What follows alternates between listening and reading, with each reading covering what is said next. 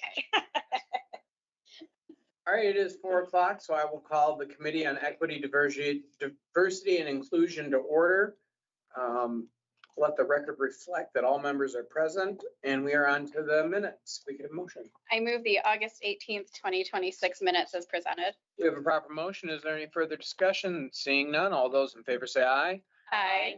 Opposed, passes unanimously. Next, we are on to public comment on agenda items. I do not see anybody here from the public, and it doesn't look like we have anybody online. All right, so then we are going to move right along to item 5, which is our discussion action item. Discussion on item B, services to senior citizens in the city of Lansing. I believe that at the last meeting, we got a ton of great information from Parks. I think some of which Vice President Pelivanoglou shared at council, including the congregate dining is back at Alfreda Schmidt. And I will repeat that again. That has now started again from 11:30 to 1. We also learned about the vaccine clinic that will be happening there on 9:30 from 9:30 a.m. to 11:30 a.m. and all of the activities that they offer for active older adults. So with that, I think we have HRCS here today to kind of discuss what they have cooking in their kitchen. If you guys want to come on up to the table.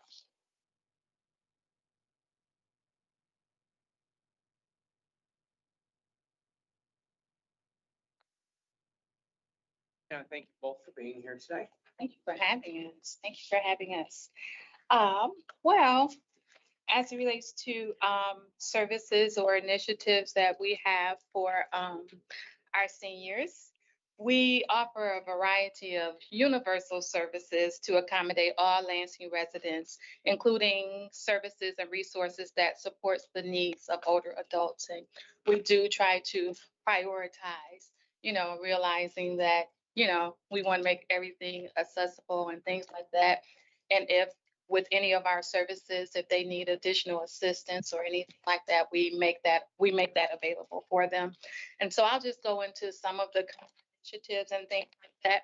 We have a critical services team that helps the community with utility assistance, eviction prevention, and with these two programs, we leverage additional funds in case we're not giving enough or whatever, and they need additional help or additional funds. We partner with other agencies to help with that because we don't want people's utilities off, and we want to prevent eviction. And so we have a birth certificate program that the critical services team facilitates. We do emergency transportation if someone needs to get somewhere and we don't, and they can't get there. We have bus passes, and in certain instances, we may, contact CATA or do Ubers or something like that if someone calls our office and they need to get.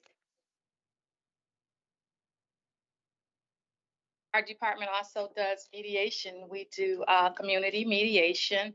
We do human rights complaints if people think that, if they believe that their rights have been violated and things like that, they can call our office. We also do police misconduct complaints. And let's see.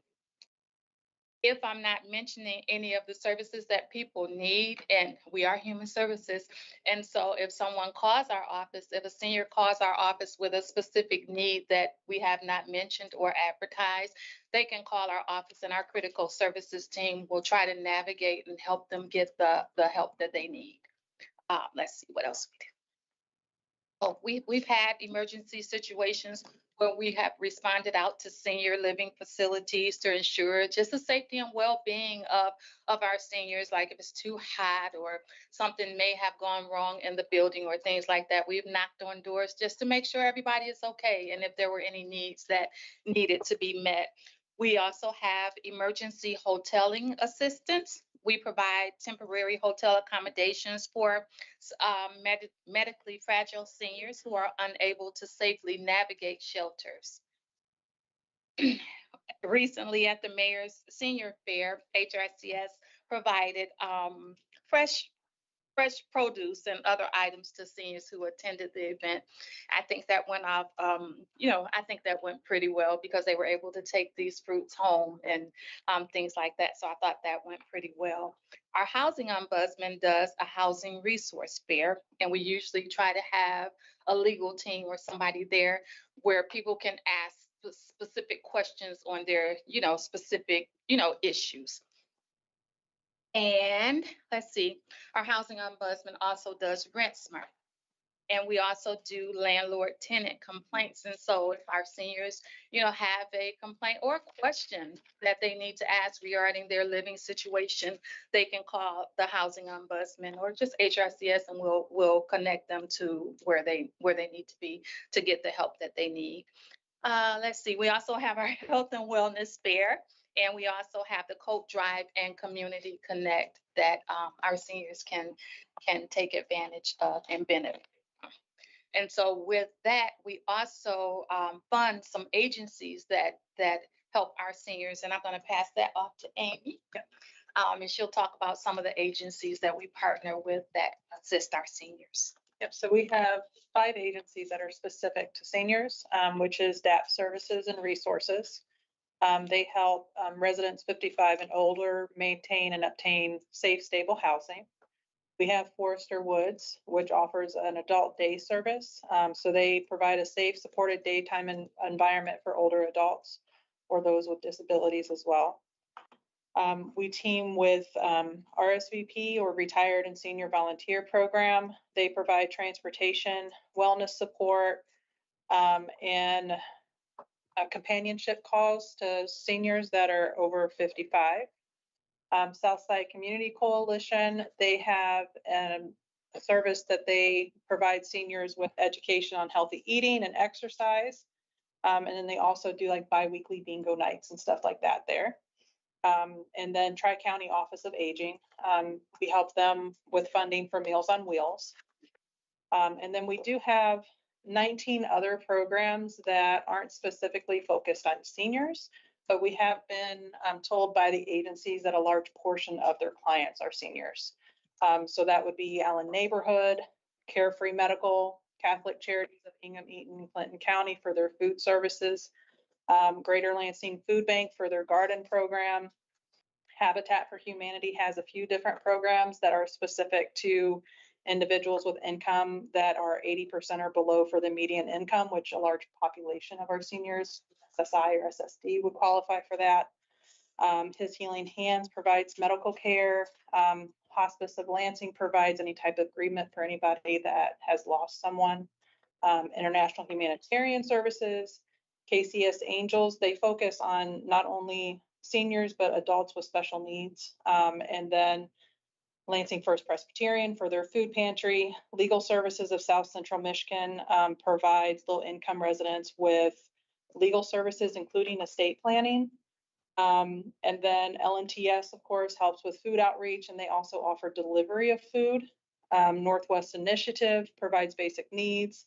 Salvation Army provides hot meals. United Way has the VITA program, which is the Volunteers Income Tax Assistance, and their 211 call center. And then Women's Center of Greater Lansing provides mental health for women and essential hygiene, which includes like incontinence, diapers and stuff like that as well. So, and I have a few others that are more for seniors that may have like substance abuse and that sort of thing, but it's still available to them. Does anyone have any follow-up questions? Not yet. Sorry, not not specifically. That was a lot though. And I'm like most of it, I feel like most of it I was aware of. Some of them I'm like, oh, I forgot about that piece or, that service or whatever it is. So I'm thinking on it, but go ahead. I heard about this, Joe doing the housing fair. When is that? But we just did one, I think it was in April, and so we will be doing another one probably in a couple months. I don't have the date yet, but we have been doing 2 a year. 2 a year? And then you talked a little bit about Rent Smart. For those that don't know, Could you go in a little bit on what RentSmart is? Well, RentSmart prepares renters on how to rent, what they should look for in a lease, what's legal and what's not. Just how to inspect the property that you're getting ready to rent.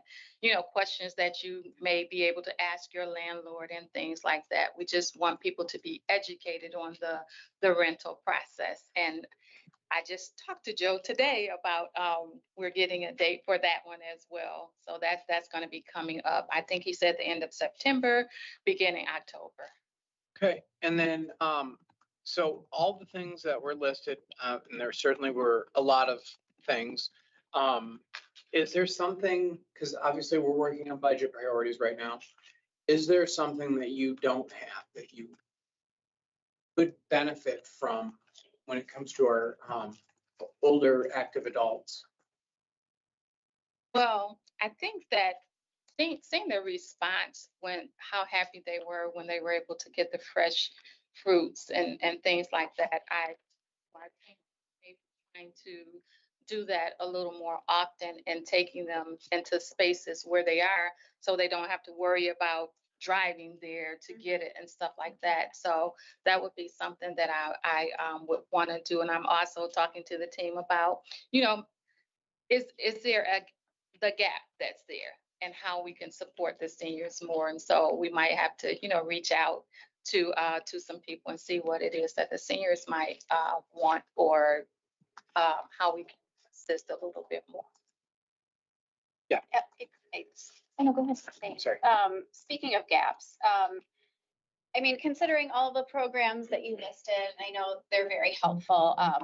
But I know that in our roles, we often speak with folks who don't necessarily have the means of technology to, right, have a Lansing Connect app, or, you know, maybe they're trying to place a phone call, but they're getting a bit frustrated because they have different expectations of what, you know, what is available to them in terms of maybe navigating one of these systems or filing a complaint, or, you know, through your office or whatever that may be. So I'm wondering, and I know you can only speak to your department, but maybe you have an idea of other departments. Do we have any dedicated staff to help like bridge that digital gap with our older adult population? I mean, if I were making an assumption, maybe it's that as these calls come in, we do our best to help assist them navigate through, you know, maybe I'm an employee and I'm logging a complaint for them on their behalf, right? Because I know that that happens sometimes, especially through calling 311. But I'm just curious if there's any additional support that is offered through your department to help seniors navigate some of these different systems that we have. That's a great question. I am not aware of anything additional. I know that if they call our office, we will make sure we kind of stick with them and make sure that they get what they need. Mhm. But it is a great question. And so, you know, it's going to be something I'm looking into now to see how we can help. I almost wonder, Councilmember Pelivanoglou, if this wouldn't be a question too for Delisa on 311, where our agents are able to provide that assistance to senior citizens, whether it's I mean, we've all got the calls, right? Navigating how you pay your garbage bill.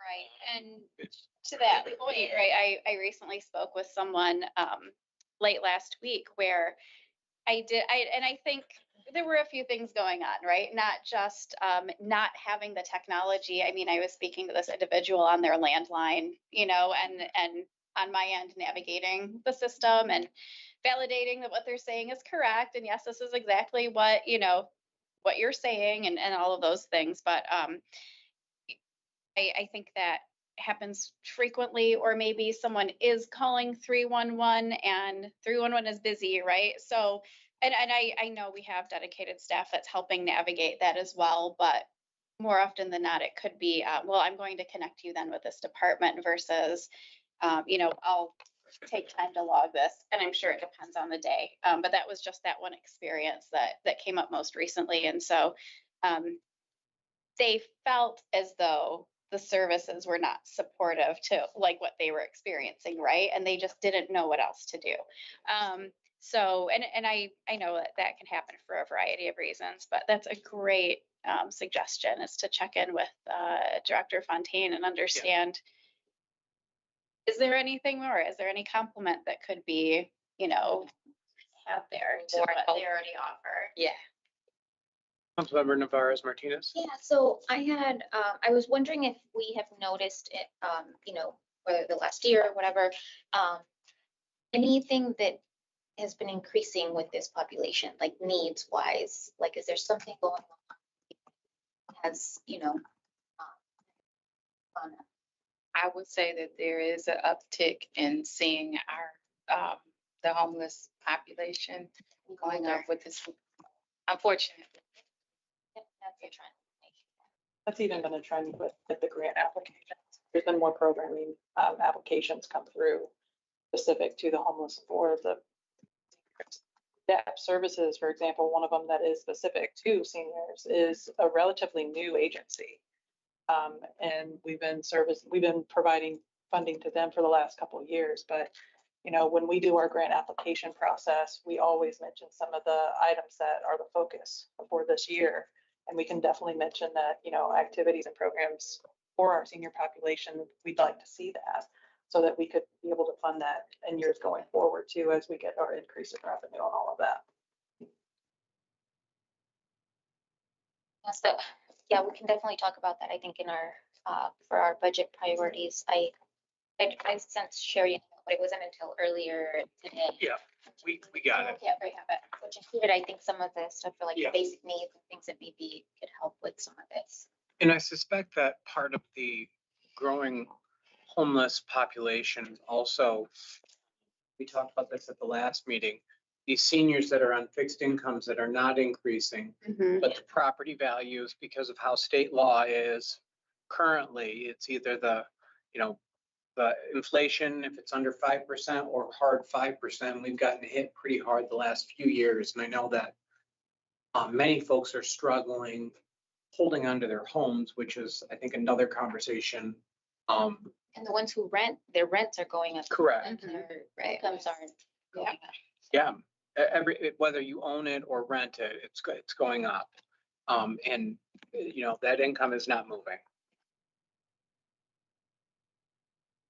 Are there any other questions? Okay. Well, I want to thank you both for being here. We appreciate it. Certainly some food for thought and lots of, I think, programs. All right. Thank you. Thank you. We are going to move on to item C, which is a discussion on handicap parking and enforcement. I believe Mr. Van Fossen is here from Parking Services, EDP. Yep. To talk about what is, or I suppose isn't, their role. Sure. Appreciate it, Mr. Chair. I have a kind of general overview, talking points I'll go over, and certainly if there are any questions or follow-up as needed. Parking Services, we do enforce handicap parking here in the city of Lansing. And we as a backup, the Parking Services Division has 4 enforcement officers. And so they're not all on the same shift. For the most part, they're all at some point start in the morning, if not early afternoon. And then we have 1 officer who goes as late as 8 o'clock. So between those 4, they're assigned daily routes. And that includes checking handicap spaces primarily on all of our streets within our downtown, Old Town, and Rio Town areas. They also go within certain commercial corridors. So think major streets like Michigan Avenue, Martin Luther King, Saginaw. We also check surface lots at major hospitals. So both Sparrow and McLaren, we drive those ramps or those surface lots and ensure that folks parking in the handicap reserve spaces are doing so with the right authority. Any additional related enforcement actions or requests for areas that I didn't mention are all then complaint based. So for example, Kroger on the south side, we regularly get complaints. And so we'll add that to the daily route as those complaints come in. Generally, that's through Lansing Connect. We've certainly gone to Meyer and South Lansing as well. We have 3 standard parking violations that we can issue regarding handicap. All 3 of them carry the same $110 fine if they are found. in violation, that fine does escalate from $110 to $120 after 14 days of issue having not been paid. And then it goes to $150 after 21 days. You all see that annually in your fee schedule during budget season. Those three things that they can enforce are failure to display the handicap license plate or placard, expired handicap license plate or placard, and then blocking a handicap accessible aisle. So think of that cross mark that's adjacent to the space itself. We ran some numbers from January 1 of this calendar year, 26, to last week or 2 weeks ago on August 19th. We have issued 1,397 violations related to handicap parking. 1,300. 97. Go through each and all of those out of. No. Okay, well, but so 1,300 in general, variety of them are either still open, maybe they were dismissed because they were appealed or we found something wrong on our end. Just under half of them were paid as soon as they were issued. 15 are in appeal. Eventually, if you don't appeal, if you don't pay, eventually it makes its way to court. So 177 of those are actively at court right now. And then we abandoned 64 of them. And again, that's because something on our end, we started the enforcement, but couldn't finish it. Maybe the person who owned the car came up or something happened. Lastly, permitting for handicap accessible parking takes form of either permanent, so it's on somebody's physical license plate, or they get a temporary pass, usually the hanging placard. We have no involvement in the issuance of that. That is completely regulated and issued by Secretary of State. Excellent. Does anyone have, I have a quick question.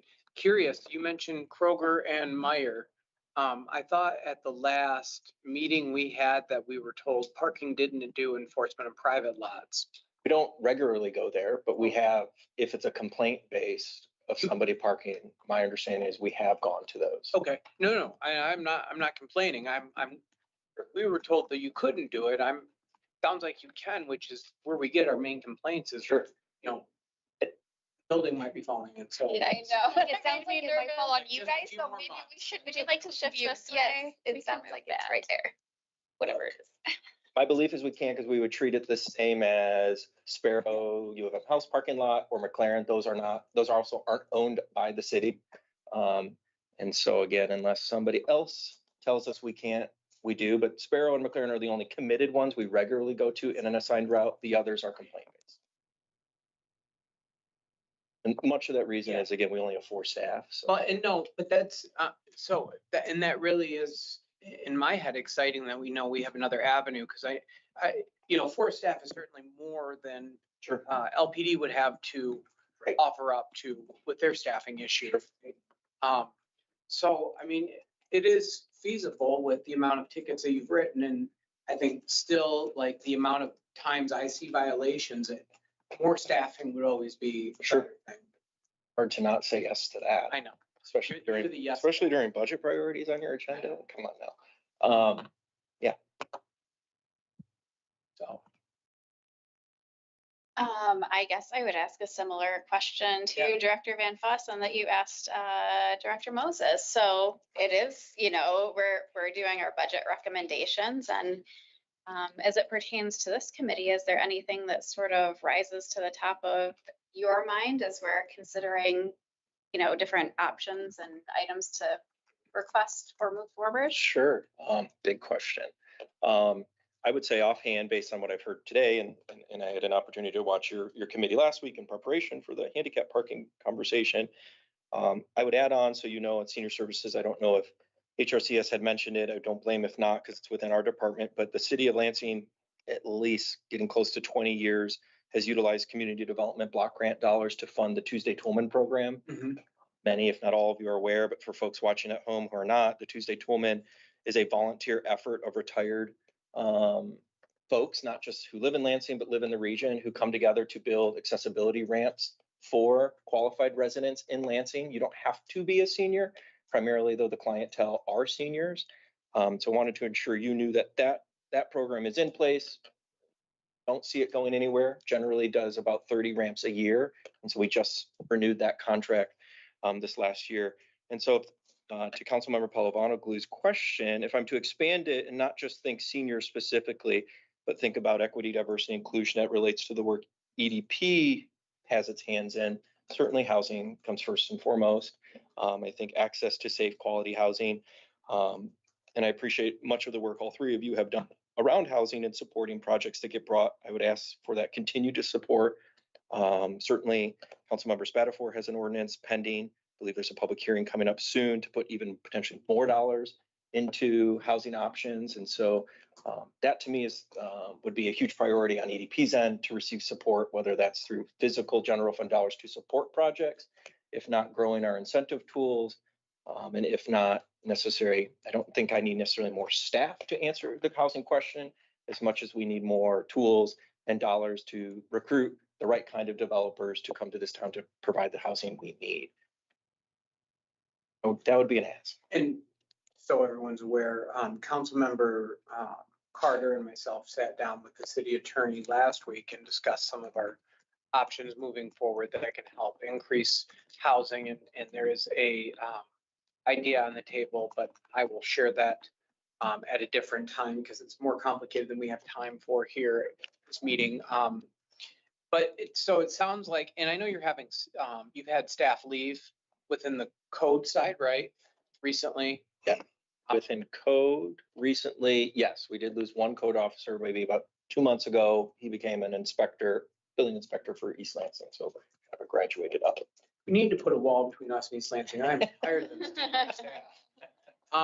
And then parking, you said you have 4 dedicated officers, correct? 4 dedicated enforcement. Is that the normal level of employment for parking? I mean, what do we hover around? I would have to look, and so in my time, which is only 2.5 years, will be 3 years in December, we've always had the 4.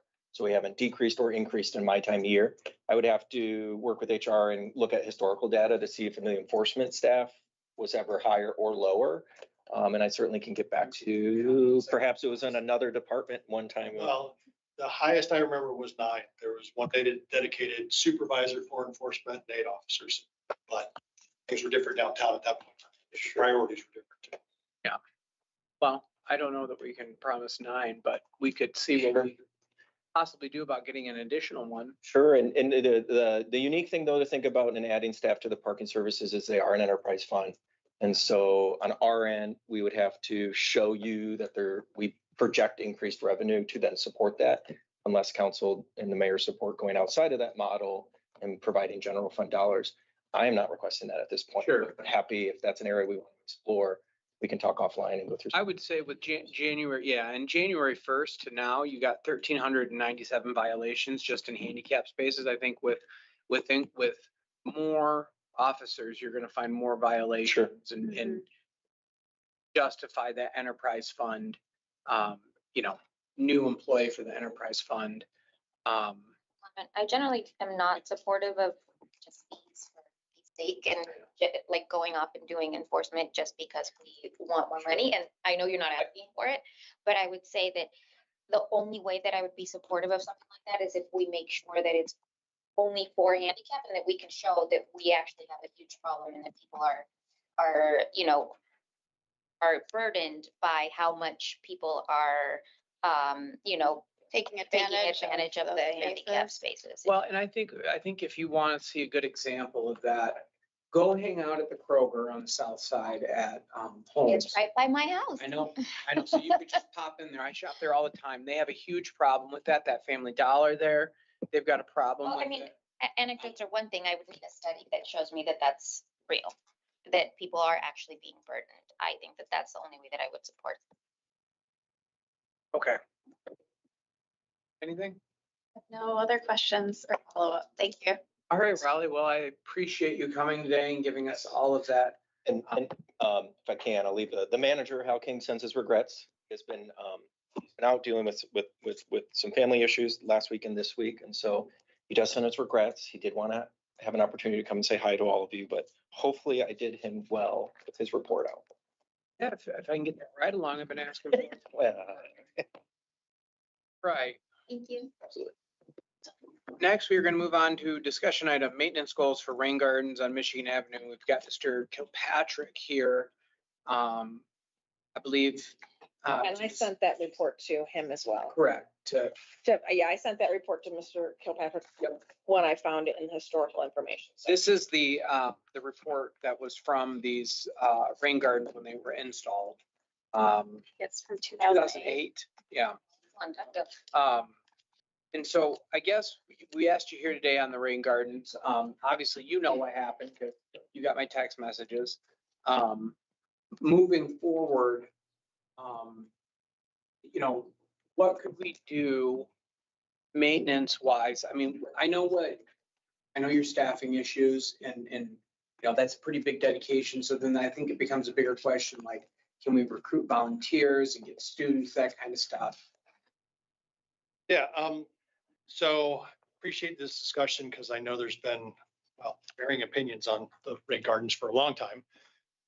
They are doing what they were meant to do as far as filtering everything out of the water. So they might look ugly sometimes, and they definitely do.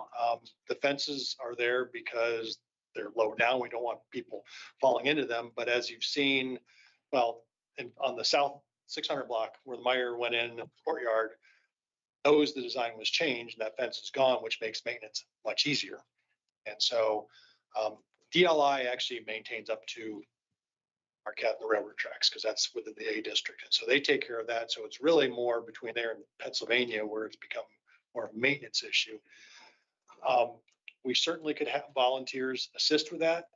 We would have to make sure if they're going to be climbing the fence that they are safe because you can't just jump the fence and drop down there and climb back out. So we'd have to have appropriate ladders and everything else. But certainly having a program where people could adopt a rain garden and pick the litter from that or something, we'd have a nice little sign there. That is fine. The state with sort of with Mishta there or Sparrow for their new facility could adopt some of those. We do have issues on the other side for the dollar store and the bars that they become, whether it's cigarette butts and other things that get tossed there, and maybe long-term we need to look at a different design.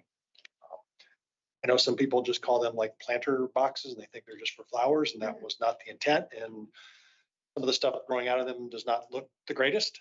I think the issue we had with the fire there is it was super dry and we had stuff down there, and those, whether it's cigarette butt or something else fell in there and it was dry. So yes, we probably should look at how to maintain them better so they're probably more visually pleasing, but for what they're doing,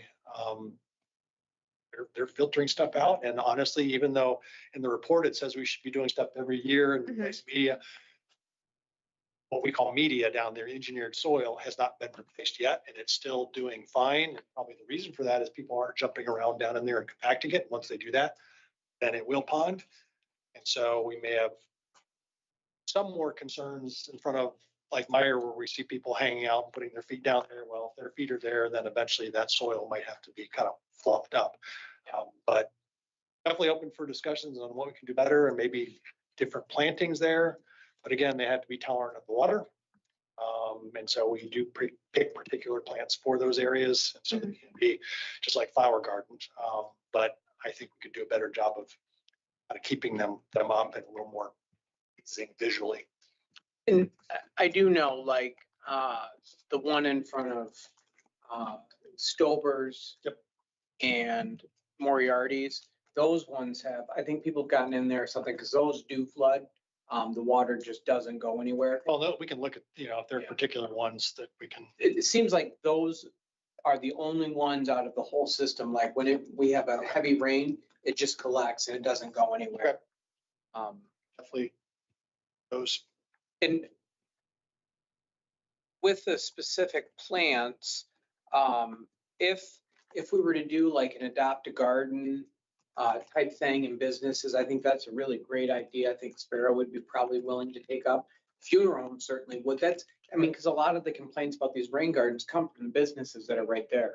And so the plants that we should have in there, would they be able to get guidance on that and possibly? We do. We have a consultant that actually picked those specifically, and we could get back with them on, there might be different plants that are now there that have just grown up over time and they shouldn't be there and those should be removed and other things put in there. Yeah, my question was, would there be a cost to training the people that adopt these that you could anticipate? There's always a cost, but Yeah. no, internal. I mean, we would just absorb that and we would have our folks see what, what needs to be done. And if we had volunteer groups, we'd probably do it all at once and we could provide vests and pickers and Because even other. I can see, in the School of Planning, Design, and Construction, the landscape architecture Yeah. students would be, they have a student group that I'm sure would love to adopt a rain garden and do that and put it on their resume. It's like, things that they've done in their field. Absolutely. And perhaps, I'm not familiar with anybody at Michigan State, but perhaps, you've got contacts there that we could bridge that gap. I mean, this is good stuff, and I think we're onto something here with this idea of adopting these, because I know that it has been brought up, I think, many times over my 4 years, on what is going on with these, what's not. And I know, and I also know the reality of 2008 was we had a lot more staff than we do now. So do we have any other questions about these? No, think I that's don't a have great any idea. other. Okay. Well, it sounds like we've got some ideas and we certainly I can discuss that with you, Director Kilpatrick, about how we move forward with that and perhaps bring in the MSU aspect of it Yeah. and see if we can't formulate something more solid. But I think the real question today was just kind of getting a basic understanding, everybody on the same Mhm. page.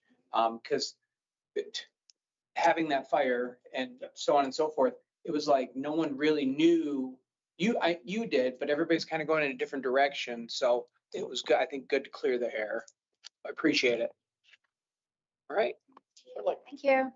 we are going to go ahead and move on. Ask me what kind of money I Oh, yeah. Good question. Dr. Kilpatrick. I've toured the wastewater treatment plant. I was Like, gonna say, like, it's on the is- list and Oh, it's been- That is, so that's an enterprise fund too. So that's ratepayer supported. The one thing honestly that I think affects a lot of property owners that they don't realize is the sewer. Yes. There's all the way to the public main. And we have a lot of old sewers or sewer, leads. Well, sewers are old too, but we have some areas where it's actually undermining the street and we're trying to work out a way that we can legally tell them, you have to fix this or you can't be in your house. Now, we don't want to kick them out of their house, but we keep patching the street and it's not safe, whether it is some sort of revolving loan program or something, because it can be $10,000-$15,000 to replace that sewer lead. And you probably don't think about it until you have problems. Well, and if we're talking about seniors who Yeah. are on Mhm. fixed incomes. and are Exactly. Struggling with their taxes and Correct. then have something like this come up.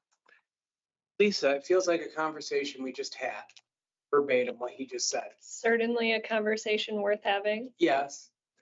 I, and one that law is happy to participate. Well, Yeah. so we've raised that with law and the concern as far as like if we were to build a house, right? Yeah. Property they don't pay. We're probably maybe last in line and we'd want to make sure we're getting our money back. Yeah. There's enough money on the sanitary sewer enterprise fund that we could probably do a loan program there, but we want to make sure we are recovering our costs. Then I have a question, though, why do we have to get our money back?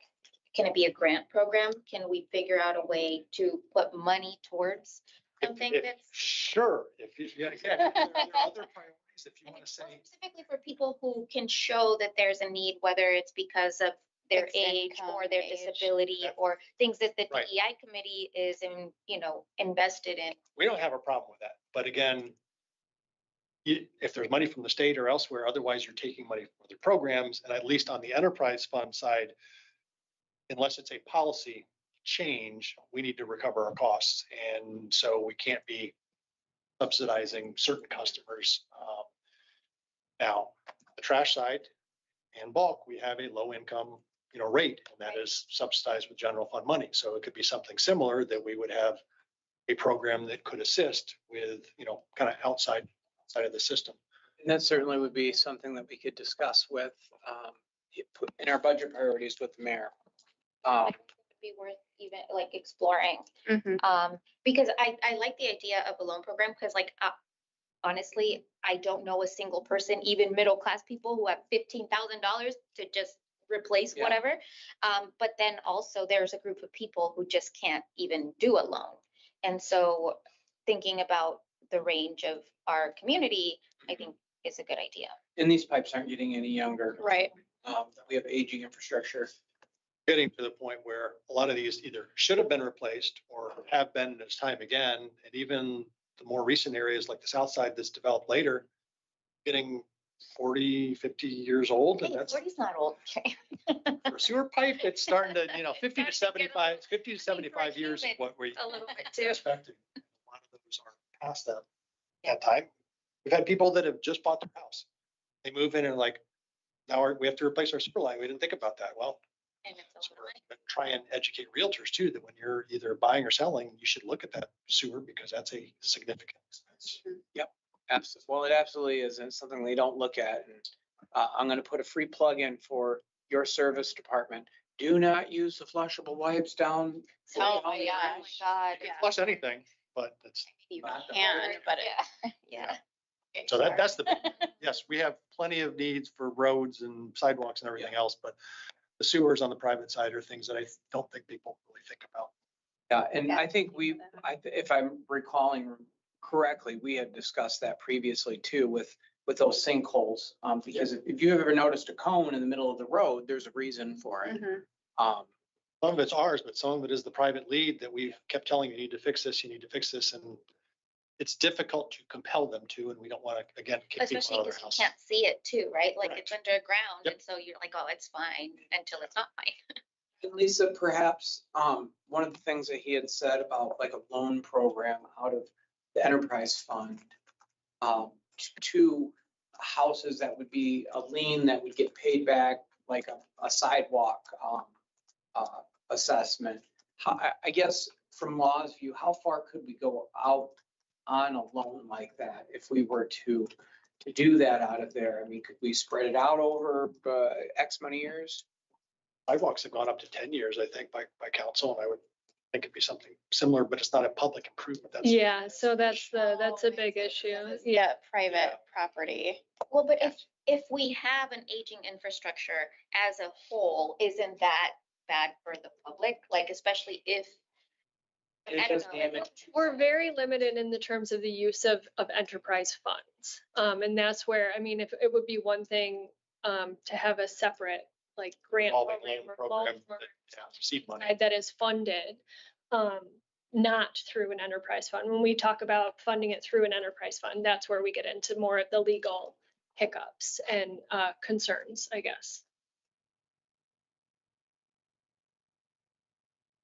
There's creative things we can do, but I mean, so we go in and assess sewers if someone has a backup. So potentially we could look at the sewer and see what the issue is, because that is something we kind of do now anyway. But as far as replacing it, I don't think, we don't want to start our staff doing that, competing with private sector. Also, we're now going to fix these sewers for people. Right. Okay, do we have anything else for the director?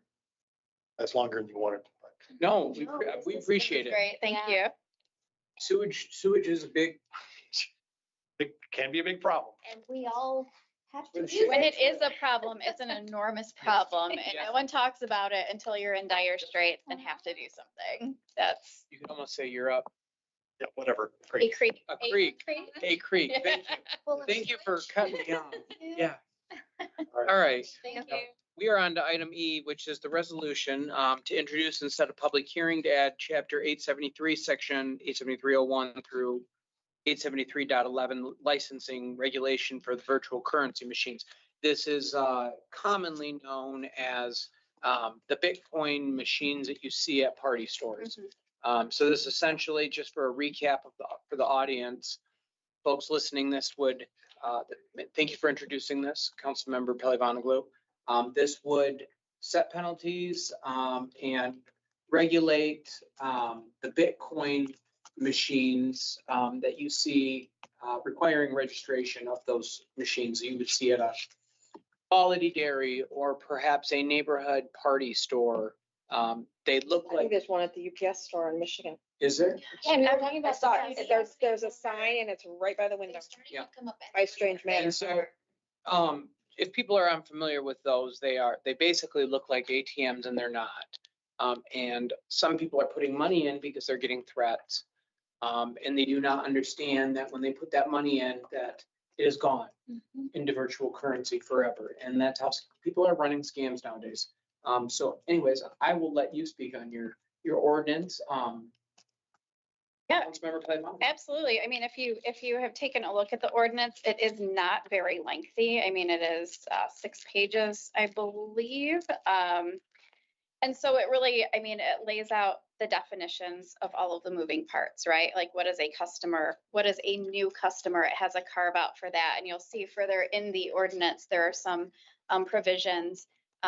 For instance, a specific dollar amount of threshold to where if I am a new customer to this type of machine or service, I'm not allowed to deposit or extract past a certain amount. If it's my first time utilizing the machine, and so on. So the definitions are very clear. It does speak to that there would be a license required to operate the machine. It would be illegal to operate a machine without a license in the future if this is enacted. It has provisions of what the application must contain, including the address of the operator, the name or address of the persons responsible for maintaining the virtual currency machine, the physical location, and if it's placed inside of a business, a written statement from that provider approving. Like if I'm, let's say Quality Dairy, for instance, I have given permission for this machine to be utilized within my place of business. So. And a customer service number, correct? Yes, it requires a customer service helpline to be visible at all times. And let me see what the other large standout.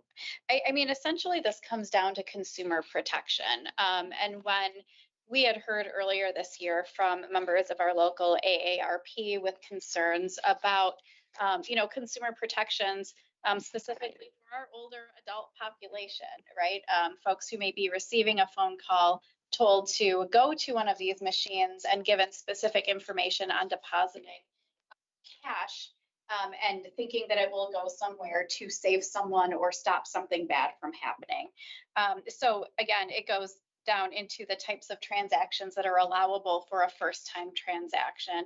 And then it does have penalties if any of these items are violated, up to fines and revocation of being able to utilize that type of machine. So happy to discuss if I know this was something that I had submitted to the committee, but if committee members take exception with any piece of it or have questions, or there's something that should be sort of discussed and brought forward from your perspective, I think this is a great time to have that conversation. Yeah, and we put it on here as to move it forward for public hearing, setting the public hearing, I think, because I think this is probably, I've read through it. I didn't have any further questions. I think we clarified that this would be a yearly requirement. Yes. Yep. And then I don't know if the clerk is here on this item. If you wanted to share anything, come up to the table, sir. Sure, thanks. Thank you. I didn't dive in, full of election duties right now, but Sure. I did, anytime a new licensing ordinance comes up, it kind of raises questions as, we have many different types of licenses, many of which sound similar to this, where it's inside of another business and we're chasing people in terms of trying to get them to register. Think of our collection bins and transient merchants that similarly operate in the space of another owner, and the owner of the business doesn't know that the business that's coming in faces this regulation. And the business coming in may or may not know of this requirement.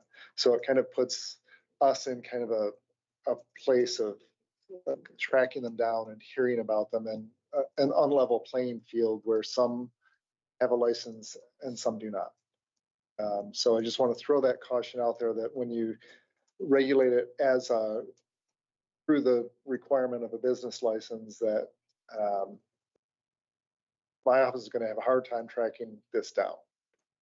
This Okay, so- is a task. Goes with the question I'd asked last week about or when we had our last meeting about active enforcement and whether we were gonna go out and, look for these people or look for these machines to send notices or whatever. And so I guess the question's back on how are we going to enforce this?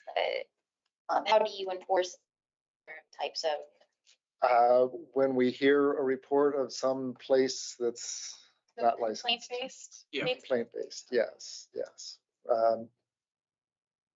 Which, So if we could, like, we kind of already have an idea of where some of these are, if we could like send a postcard or something, is that something that to let QD know, hey, if you have Bitcoin machines in your establishment, they need to get a permit. Do they know? Do you know? Or something like that? Is that a potential? I think that would be helpful. I mean, I don't know, I didn't look at the penalties in the ordinance to know whether there are any penalties associated with violation on the part of the business that's housing it, as opposed to the business that puts it up, or if penalties are on both, or how that works. So It could be both. It says any operator or provider that violates this And the chapter. provider is the person in charge of the real property of the where real property. Okay, where the machine. so it could is be both. So I guess that takes kind of the edge off a little bit then, because you're not trying to find out who's at fault. You can pick your poison. It's gonna be both of you if you really want it to be. And I think word of mouth probably, we know basically where these are at. I mean, they're growing in number, but I don't think they're not like ATMs where there's, good luck tracking down every ATM that's in town. Right. And then just tying it back to my history here, we used to regulate towing companies. And there was litigation, and it was determined that the extent of state regulation was such that there was really no space for us, and we were kind of pushed out of that. So I guess I would just ask if there's been any research into what other similar regulation there is that would maybe block us from having this be an ongoing. Luke, as I understand it right now, these are wild, wild west. There is no regulation on these. I would put it accurately as a gray area. A gray area. Yes. Okay. Yeah. And So, Lisa may have some additional information. I'm not sure, just as to if this is. Yes, that is something that was reviewed, what is currently regulated at the state level, and it is largely silent. So we do have quite a bit of room as of right now. Obviously, that can all change really fast, right? Yeah, yeah. My hope is that the state would regulate these types And of then we can machines and then it would render this, moot at some point, right? Right. But because there's nothing that exists to help protect. Perhaps an accompanying resolution asking the legislature to look at state regulation would. it's absolutely possible, yeah. But I think that it is still probably conducive of us to pass an ordinance and show the state, like, this is how this is gonna work. I mean, they're already here in Lansing. Because I think these Bitcoin things are just gonna keep growing in number. It's not going away, virtual currency. I mean, literally, it's invisible, but it's not going away. So. And I would also, I would say that my office does not have the capacity to enforce any of the underlying requirements that I heard you mention in terms of, so I don't know how that would be regulated, other than them on their application saying that they won't do these things. But I don't think we have the ability to enforce that. I don't have any investigatory ability. And you might want to consider whether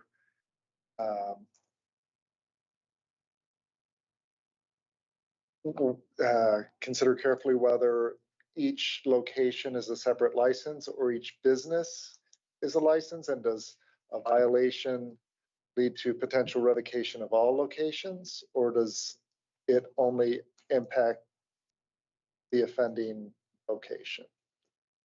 I just heard a bunch of good questions there. That's Perhaps, a great question.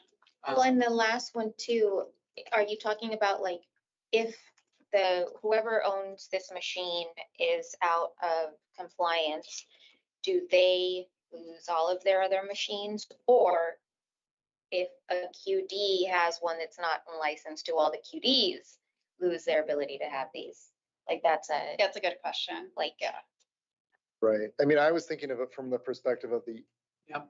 of the machine, because they're the ones who would enforce policies, but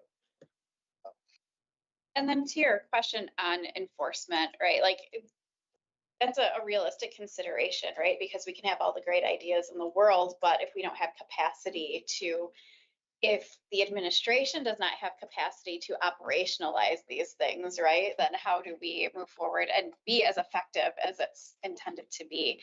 When I think about some of these instances that we've heard of, some of the anecdotes that we've heard about the consumer protection or lack thereof, typically the first call would not be to the clerk's office. I think the first call would be to LPD, right? You know, maybe it's a store clerk who's seeing someone struggle or not sure why they would be there to use that type of machine. And so maybe they're calling the non-emergency line, something to that effect, right? And then there's a report that's developed and that is the investigation. And that's just my basic way of thinking about how these situations and scenarios would probably typically play out. or you find out that someone's scamming your grandma. Right, And exactly. you're gonna call LPD to say, hey, she's been putting all this money in this Bitcoin thing. Yeah, or it has happened. She has a receipt, right? Yeah. This is what occurred. But very good questions.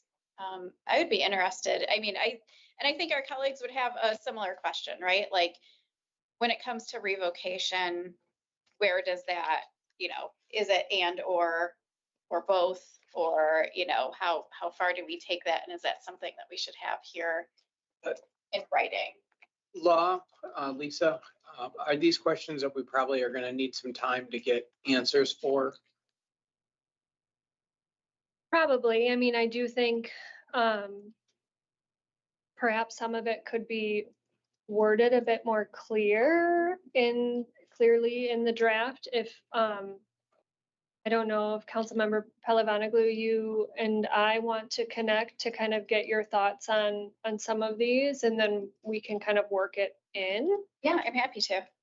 Largely though, I mean, LPD would be the enforcing body, right? They obviously have the authority to write civil infraction violations, but to Clerk Swope's point about whether the license would be location, I think the way that it's written, it would be each individual location, because one of the things that you have to put in the license application is the location where the machine is. So I do think the revocation would be an individual location. If it was something you wanted to consider to handle in a different way, we certainly can work on a redraft if that's something you'd like to explore. Perhaps the discussion could include the clerk and that too, with this ordinance. Just because it's, besides LPD, this heavily relies on you and your staff. And my question around that would be if we don't put any money into it, would it be considered an unfunded mandate to increase enforcement for something like this that the clerk doesn't have the ability to do? So the clerk's responsibility would be to process the applications and to issue the licenses. It would be the responsibility of the police department to be the enforcing body. So we're only doing complaint based. Does that need to be in the ordinance? I think the way that it's discussed being enforced right now would be primarily complaint based, but there's nothing in the ordinance that would prohibit somebody, a police officer, from walking into a Quality Dairy to get an energy drink and see something, right? That's not generated from a specific complaint, but just in the course of their, observation in their daily functioning of their roles, if something is seen. So, I'm sorry. no, I mean, I don't think you would want to require it to be complaint-based, because then, you know, you could have a informal complaint, and then is that a complaint? Yeah, I like this discussion. We often talk about how specific do we want to be, right? And where are we leaving space for, right? Like that observational, like, hey, what's And going we on? also don't want to burden our already overburdened departments that don't have staffing to do other things we're asking of them to do already, so. What do we want to do with this then? Do we want to set a public hearing, or do we want to table this for further discussion? So I think to have some of these questions just thoroughly answered and make sure we know specifically where we're going with this, I would move to table to our next scheduled meeting. Which we need to pick a date. Which we will, Pick a date. we will pick a date. We've been going on a 2-week cadence, so if that works. Yeah. So 2 weeks, Monday, 2 weeks from now. What Monday is The that? That is 15th. 15th. That should be good. And that will give us one more meeting on the budget priorities as well before the council It's meeting, correct? Tuesday, it's not. That's what I said. Tuesday, the 15th. Okay. Okay. Watch Dave back. So, yes. have you So- contact with Is that each of There's a you? motion to table. Yes, motion to table. okay? So we have a motion to table this. All those in favor say aye. Opposed? Right? It'll be tabled until next I week. also want to say There you thank go. you.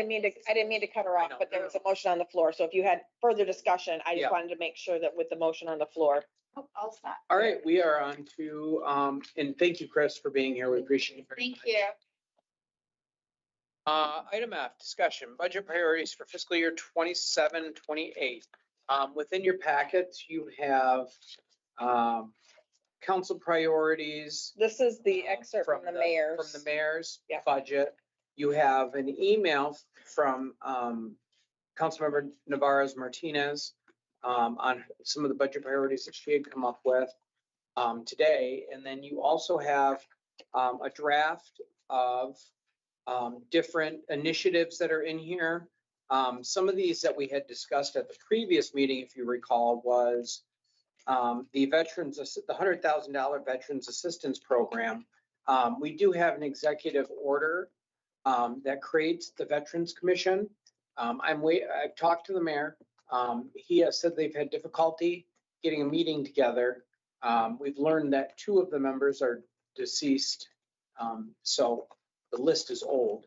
And so I'm waiting for Mark Lawrence to get back to me with more information on the mayor's veteran commission. But we do have something in place. So I would say that currently in the draft, item 3 probably could be removed off of there. We have a commission, I think, that is doing that work if we can get them in one room.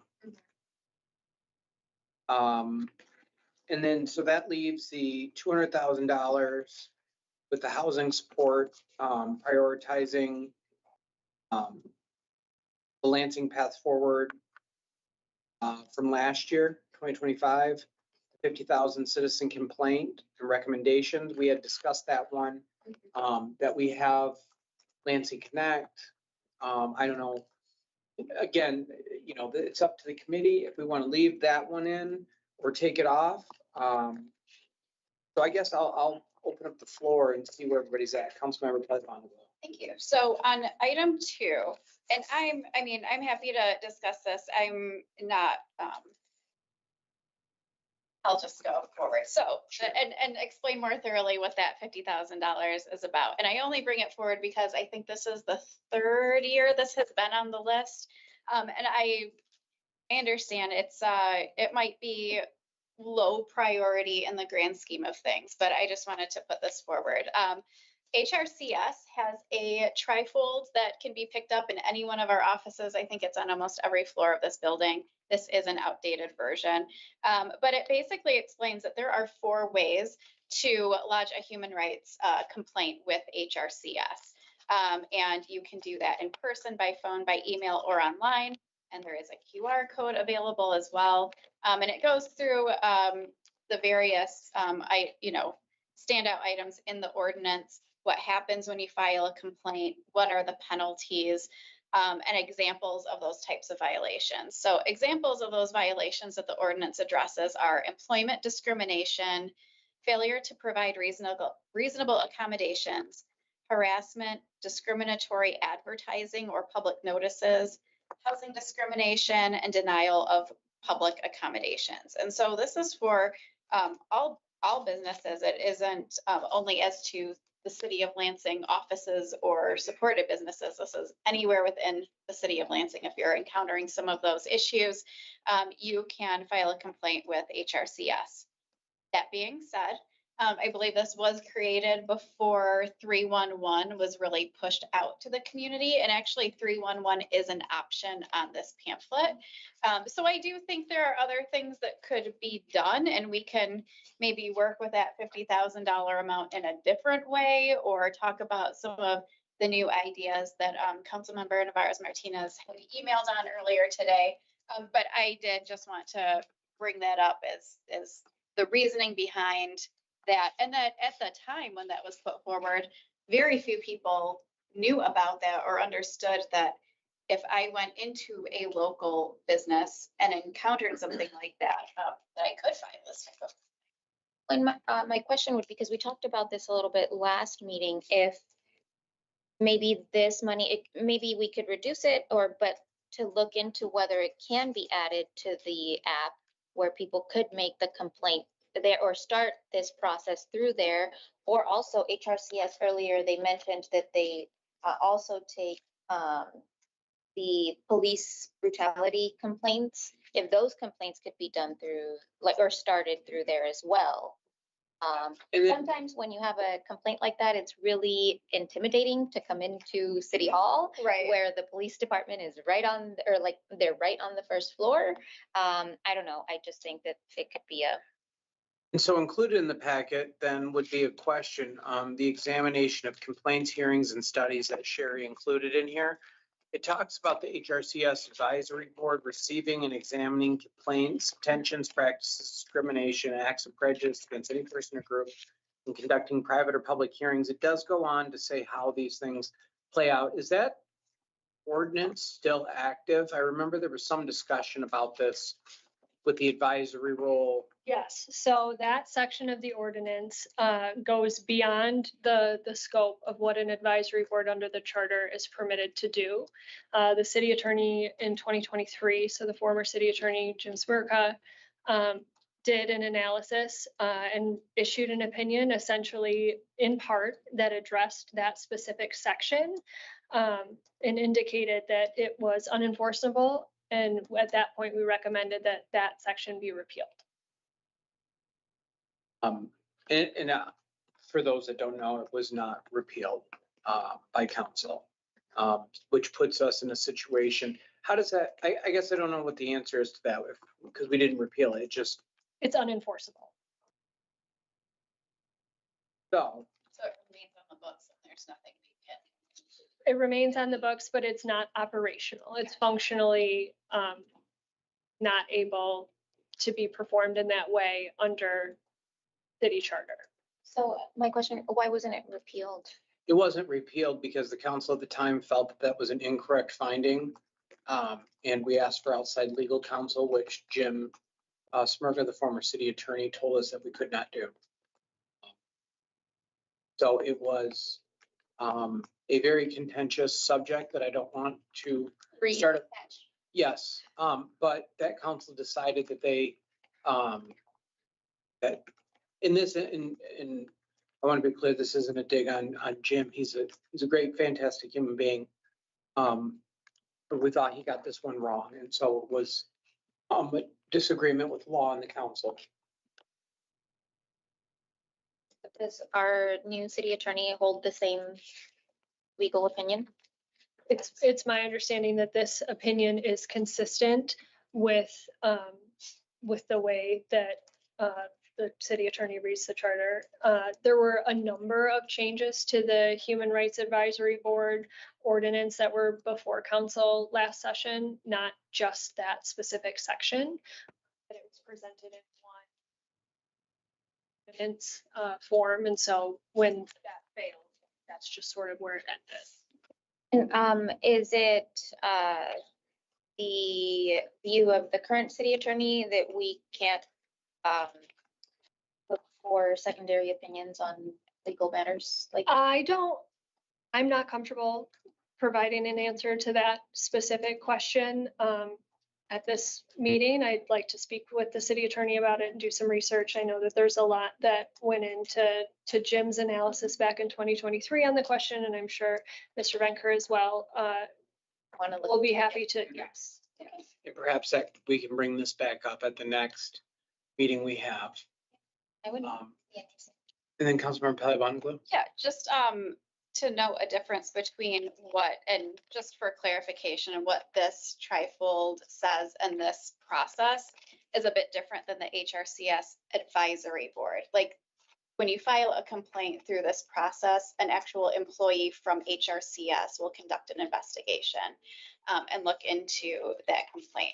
And I probably should have been more clear in talking about the 27306, the advisory board functions. Part of the reason why that's unenforceable and contrary to charter is because that's an administrative function carried out by the department. So it does not fall under the advisory board function specified in the charter. And exactly to your point, Councilmember Palavaglu, it's largely because this is a function carried out by the individual department. Yeah, so it's not that these activities are not occurring, it's that they're occurring through the department and not necessarily through the advisory. But I board. believe at the time, the council did ask how this was on the books since 1997, and all of a sudden then it wasn't. It was a problem in 2023 after being on the books for 26 years. And I believe Jim was a city attorney in 97 here as well, correct? Anybody know? Off the top. I know that he served twice, right? 2 different times. So I think he was here in the 90s as well. So that is what made it even more curious. Might fact check me on that. But again, that was one of the questions, if I recall the conversation, is how did this sit for 20 some years and now it's not enforceable? That was part of the question. I have another question. Would anything in this preclude us from beginning the process of people filing this electronically through the app at all? No, not if the end result is that it's going to the To a staff department member, yeah, for their right. Yeah. investigation, And not the as long as advisory. it's separate and apart from the advisory board function. It would through Lansing. Lansing Connect, Or a three- Because that goes through staff. Okay. So should we be more specific in the request then? Yeah, I think that might be. Lansing, like actually putting in Lansing Connect? Like being able to start the process electronically, not having to come in. to Absolutely. City Hall. I'm on board with that, with modifying that request for that reason. And then, Councilmember Navarez Martinez, did you want to share what you sent us? Did you want to go through the rest of Oh, the I'm list? sorry. Or, I mean, we do have another meeting, so I just didn't know if you just wanted to address There number was- 2 and 3. Is finalized, the. We should have them, we have time at, we'll have one more meeting where we can discuss these and then have them finalize that. With the committee, then it goes to the Yes. full council on the last month or the last meeting of the month. And then there could be any other council member that can sit back and say, no, but I want to talk about this one. I want to talk about that. Order, since we have another. Yeah, so- Did you keep number 1, Yes, we did we keep number 1? the housing Did we support? decide on that, the housing support? I think we did keep it. I don't recall having asked to have that stricken for any reason. And I don't believe it was fulfilled. Well, and also, I mean, with what we heard today, it's Housing clearly is a need. an issue. Then 2 was kept with modifications. 3, did we decide to strike that one because So I believe the administration is participating in a job shadow / internship initiative through Lansing Empowerment Network. Not that I'm not supportive of additional youth opportunities. I just think that for the purposes of this, we are participating in a program like that. So we can strike 4 if everybody's in agreement? And then 6, the 150,000 disability inclusion. That seems Yeah, pretty, because 5, oh yeah, sorry, you're right. yep. I'm working on something else. Yeah, and 6 is a pretty broad stroke.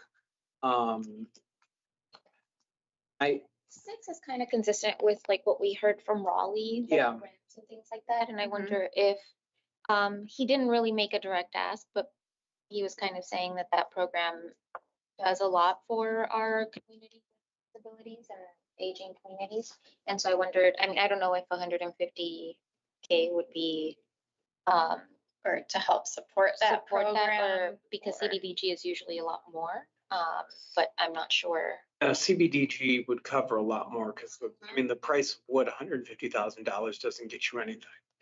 So I wonder if that's. Two by fours.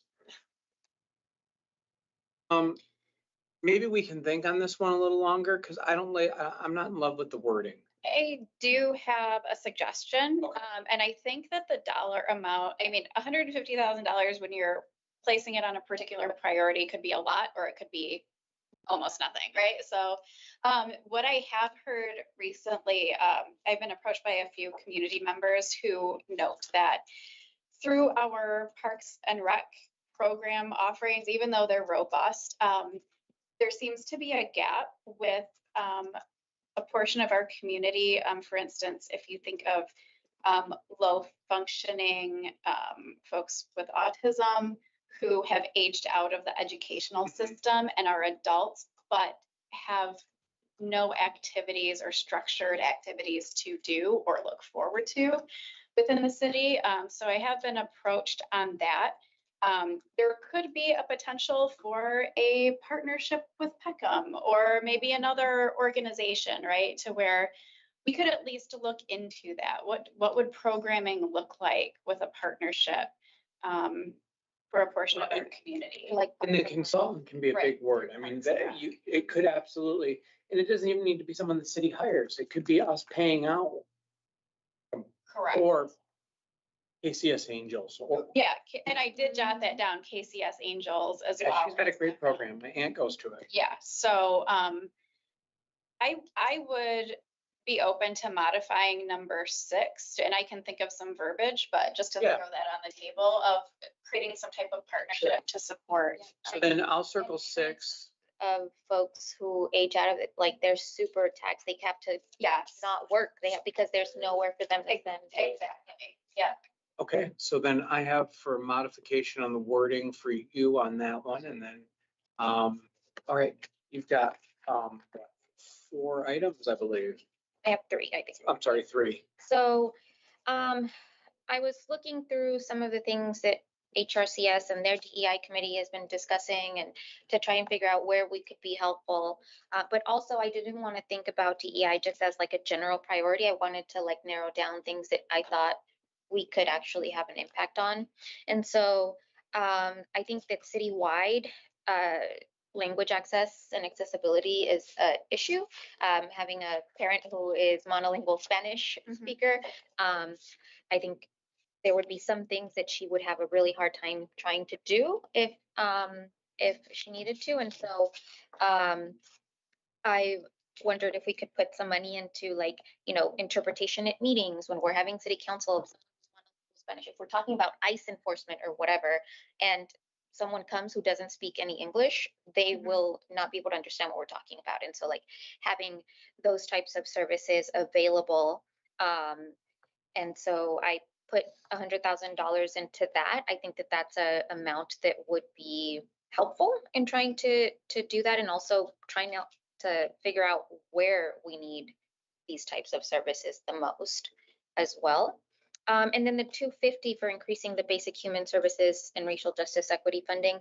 With what we heard today, I think that that funding sounds like it's needed to help some of our older adults and some folks who are in need of housing, are in need of nights for shelter, are in need of things or hotel because they can't navigate the shelter system, or the shelter system can't actually help them because they have, certain disabilities or age-related issues.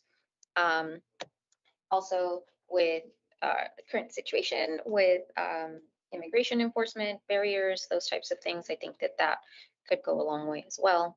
And then the equitable contracting and small business access, I think that I've heard from a lot of business owners, especially in Ward 2, that there are lots of barriers sometimes to folks who are, immigrants who have small business, that are women-owned, that we don't necessarily know about. And so trying to figure those out, like looking internally and assessing what these barriers are so that we can then start working towards trying to. We have a lot of chain restaurants and things in Ward 2, but we don't have a lot of like small business owner led businesses. And a lot of it, from what I'm hearing from constituents, it's that we have barriers for them to kind of participate in the process. And so I thought that starting with that would be a good starting point to try and figure those things out. Any issues with adding these? I have no questions. I think they're all worthy of consideration. Then let's go ahead and add that as 7, 8, 9. you. And then we will finish up the work on these then at our next meeting. I even brought studies for number. With no further business before this committee, we are adjourned at 5:20.